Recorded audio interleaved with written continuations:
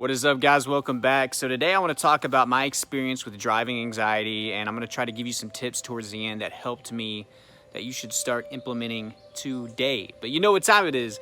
Smash the like button down below if you're ready to kick anxiety in the butt. Leave me a comment. Let me know your experience with driving anxiety.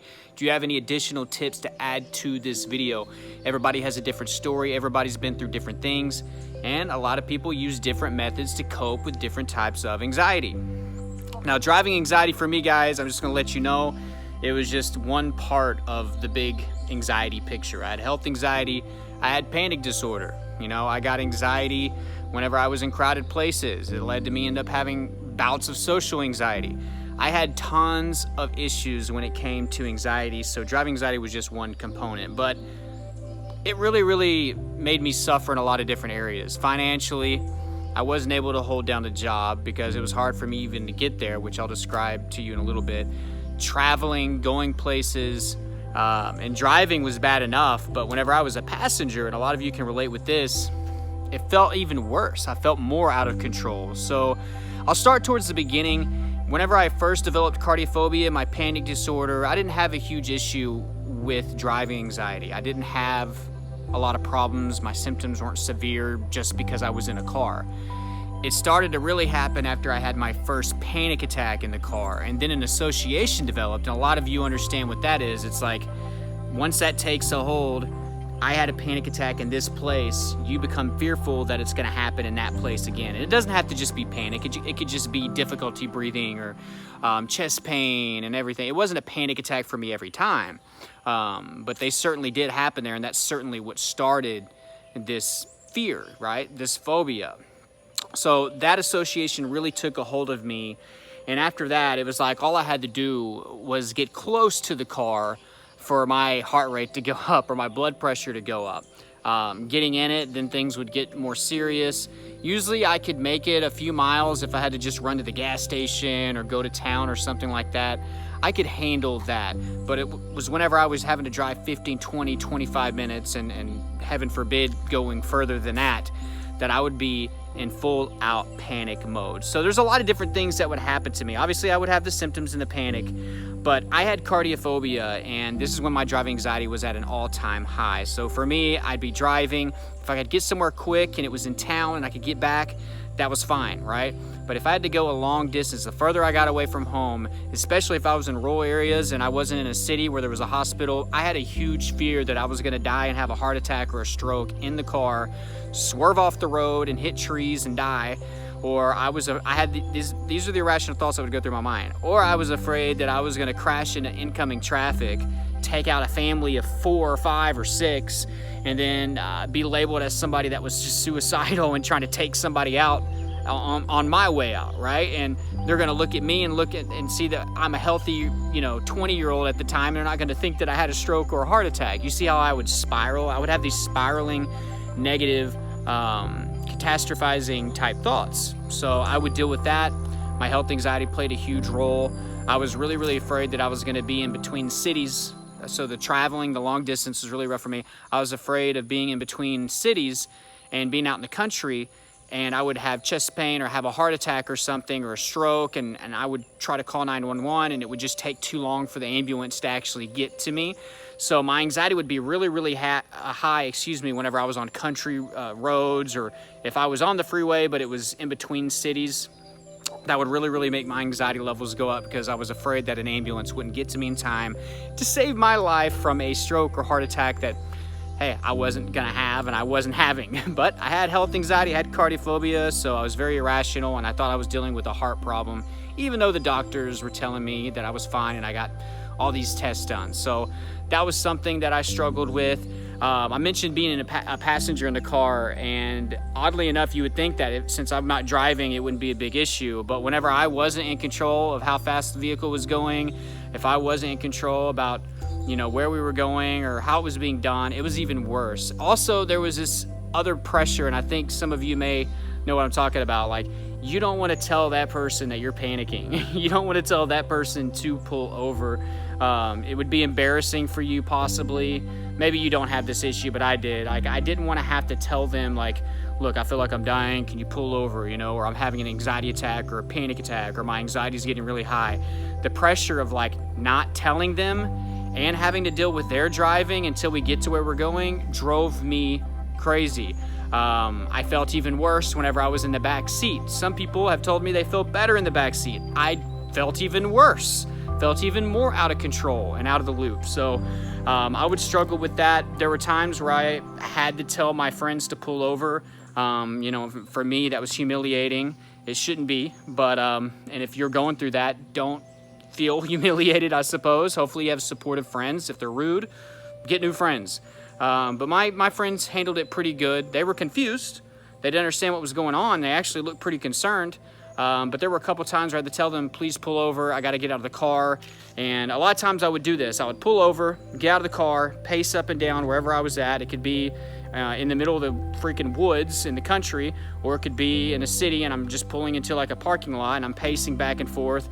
I would always call my mom because my mom was a nurse. I'd get her to talk me down and hopefully that would help. And I would start chugging some water and try to calm down enough to get to where I was going. But this really affected me financially when it came to jobs. And, you know, I'm just going to be for real. Like, it was hard for me to hold down a job, and I had a really, really freaking good job. I was actually general manager of a sporting goods store at the freaking age of 20 years old. Amazing opportunity, you know. I had a lot of potential with that company, but whenever I got my own store, they moved me to another place. I now had to drive 45 minutes there and 45 minutes back home, and that became a huge issue. At first, it wasn't a big deal when I was an assistant manager because it was right there in town. I could get to work, get back. It wasn't no big deal. But now I had the pressure of driving 45 minutes there and 45 minutes back. That was hellacious going there and going back. So financially, I took a hit. I ended up having to quit that job, not just because of the driving anxiety, but because I started having panic attacks at work, dealing with customers. So I ended up leaving that job as well. There were many other jobs that I couldn't get back and forth to, so it really affected me financially because it was hard for me to hold a job, and I didn't really have anybody to rely on to take me back and forth to work. Uber really wasn't even a thing back then, but hell, I wouldn't even had the money to even start doing that. So I struggled with that a lot as well. Not being able to travel, not being able to go on road trips, not being able to go on vacations, to go do things, that really affected me as well. So that's kind of the broad story of my driving anxiety. I could sit here and tell you a million different stories, but if you have driving anxiety, I'm pretty sure you felt what I just said. You know, whether it be being a passenger, being in the back seat, or being the one driving. I would go through all this, the spiraling thoughts, the symptoms, my chest pain. I remember just holding my chest right here in the middle, rubbing my chest. I remember gripping the steering wheel. I remember speeding and driving sporadically to get to places. Like, I felt like the closer I got to town, the faster I would go. There were a few times where I ran some lights, you know, carefully, right? You know, making sure nobody was coming, but running some lights because I was like, I'm gonna die here and it's not gonna be safe anyways, right? So I would deal with that, but driving anxiety really was hard on me. It really affected me, and guys, like I said, it was just one component of my anxiety. So what are some things that you can do to help yourself out with this issue? First of all, I'm just gonna let you know, it's not gonna be easy. You're not gonna just get into the car one day and it's gonna be poof, it's gonna be gone. It's gonna be a process. So one of the biggest things I'm gonna start with, and this is gonna be the best tip out of all this, but it's gonna be the hardest, and I apologize for the dog barking, but you're gonna have to start exposing yourself to the vehicle and taking more trips. My problem was I started to avoid the long trips. Those are the ones that made me very uncomfortable. So what did I do? Like many of us, we start to run away from the things that make us feel uncomfortable. We run away from the challenging stuff, right? I didn't have as many issues with the little tiny trips, so I could do those, but I didn't want to challenge myself. So therefore, the problem never got better. Anytime I was a passenger, or if I had to go somewhere that was pretty far away, 20, 30 minutes away, it was difficult. My symptoms would pop back up because I wasn't exposing myself to that fear and I wasn't working on the problem. So if you're avoiding driving altogether, I'm gonna let you know right now, huge mistake. Do not do that, okay? Do not avoid the things that make you feel uncomfortable. Huge mistake that people make whenever they're trying to recover from anxiety, okay? So you have to expose yourself to it. Now, how are you gonna do this? This is all easier said than done, but how are you gonna do this, okay? My advice to you, if you have trouble driving anywhere, maybe the first few days you just get into your car and you just sit down. Maybe turn the AC on. It's summertime, so it's hot, at least in my neck of the woods. Sitting there with the AC on, maybe turn the radio on, okay? Just get familiar with sitting in the car, all right? Maybe your symptoms crank up a little bit just because you do that. Like I said, sometimes my symptoms would come up a little bit just from approaching the car, okay? So that's something that you can do for the first day or two. You can do that a whole week if you have severe driving anxiety. What would I tell you to do next after that? Maybe it's the next day, maybe it's a few days after, maybe it's a week after. The next day, I want you to just turn the car on and I want you to back up in the back of your driveway and then pull forward, okay? Do that a few times or as many times as you want. Now you're in the car and it's in motion. You're not having to commit to any long trips or anything. You're not going long distances or having the pressures of getting somewhere on time. You're just going back and forth, okay? What would I tell you to do after that? If you live in a little neighborhood, drive around the block. Just drive around the block. Not a huge commitment, right? Again, you're not having to get to work. You're not having to be somewhere at a certain time. Now, after you've been doing that for a little bit, you should be getting a little bit more comfortable, at least about being in the car, being in motion, a little bit further of a distance. You've been in the car a little bit longer. Now let's start taking some little county roads, okay? I live on one right here. Let me show you. It's just these little county roads, these little tiny roads. You see? No huge pressure. Just a little road like this, all right? Some of you, and this is just my neighborhood, right?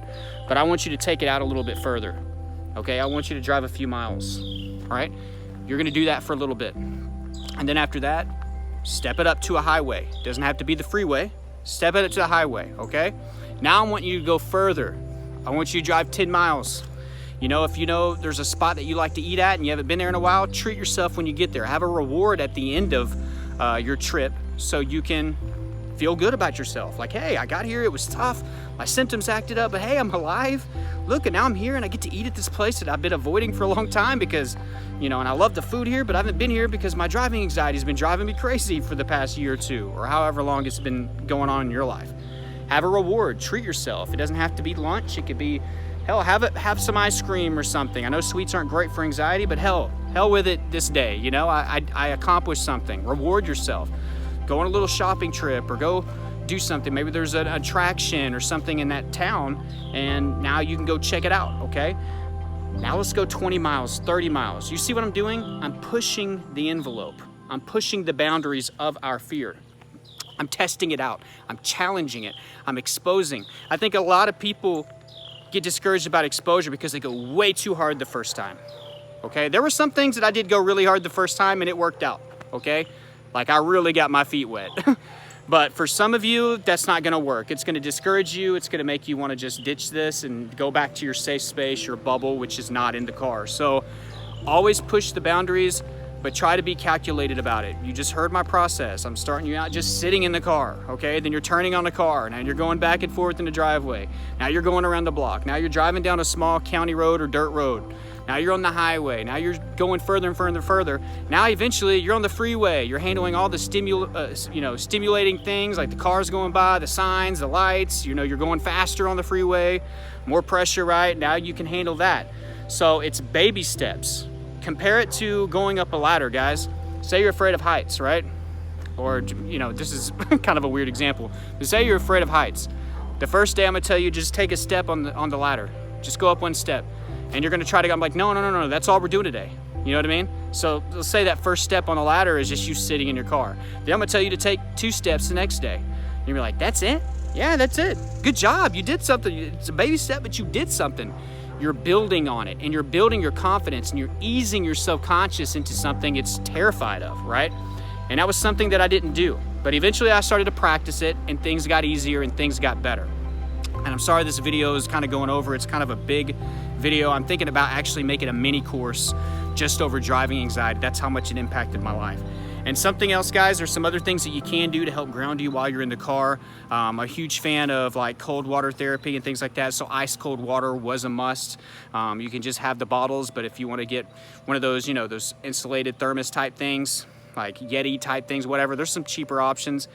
do that. It'll keep the ice in there. You can keep an ice cooler where you can just grab some ice with one hand. Be safe when you're doing this, guys. You know, and if you got to pull over and hold some ice or chew some ice, which is even better, chew the ice, because you're going to release tension from your jaw that can develop from anxiety, and that can relieve some tension.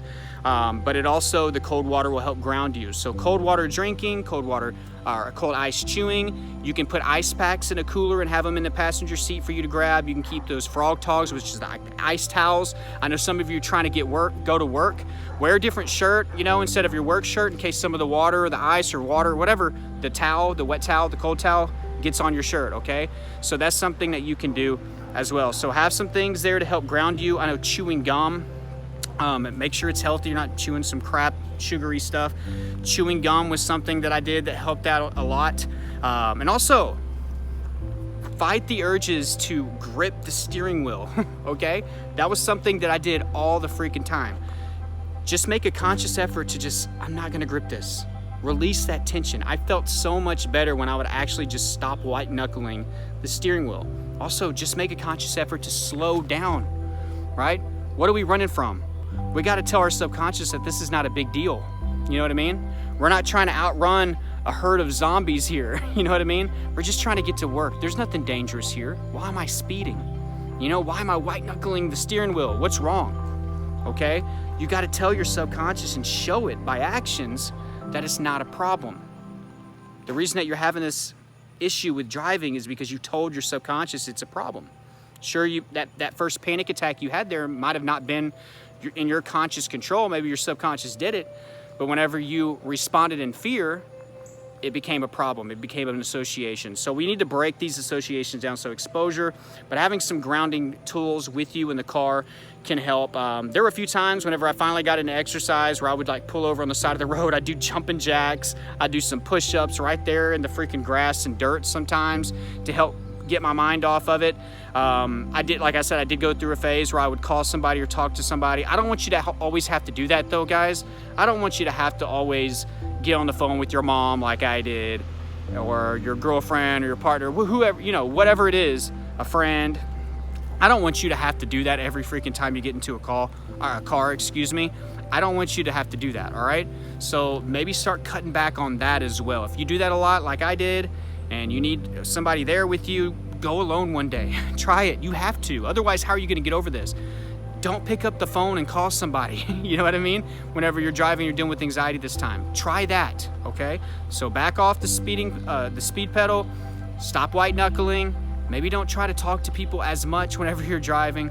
There's things like chewing gum, the cold water, the ice packs, the ice towels, chewing ice, all of those good things to help out as well.